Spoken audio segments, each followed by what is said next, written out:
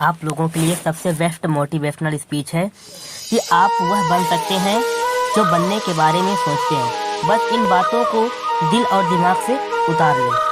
जैसे कि जो हो चुका है उसकी परवाह करना बंद करो, कुछ नया सोचो, नया करो और आगे बढ़ो। जो हो चुका है अगर उसी में उलझे रहोगे तो आपका आज भी खराब हो जाएगा।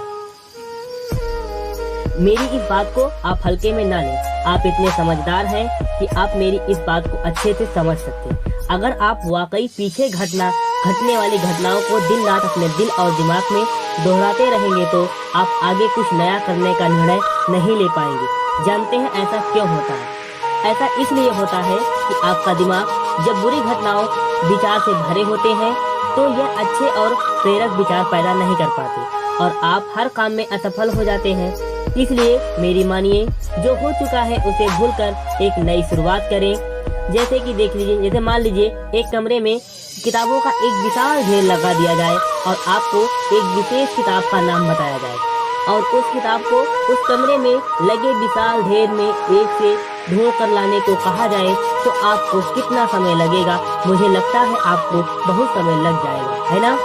लेकिन उन्हीं किताबों को करीने में बुक सेल्फ में रख दिया जाए तो आपको उस विशेष नाम वाली किताब को ढूंढने में बहुत ही कम समय लगेगा। मेरी इस बात से आप सहमत हैं कि नहीं? मुझे लगता है आप सहमत हैं। जिस तरह से किताबों को ढेर से कमरा भरा है, ठीक उसी तरह हमारा दिमाग विचारों से भरा हुआ है। जब हम निराश और दुखी होते हैं तो सही विचार और सही फैसले को सामने लाने में हमारा दिमाग असफल हो जाता है और हमें उस निराशा और दुख से बाहर आने में बहुत समय लग जाता है और इस तरह समय की बर्बादी से हमें हमेशा पीछे ही रह जाते हैं। अगर आप अपने विचारों के ढेर को करीने से बुक सेल्फ की तरह दिमाग में रखोगे तो किसी भी परेशानी से हमारा दिमाग सही विचार और सही फैसले समय पर नहीं ले पाएगा। इसलिए ऐसा करने से सिर्फ एक तरीका है, बस आप हर सुबह मोटिवेशन करना शुरू करो, क्योंकि मोटिवेशन में वह पावर है जो आपको अंदर से कुछ कर गुजरने की ताकत देता है। आपके दिमाग में चलने वाली उथल पुथल को शांत करती है और सही रास्ता दिखाती है और सही निर्णय लेने की क्षमता पैदा करती है।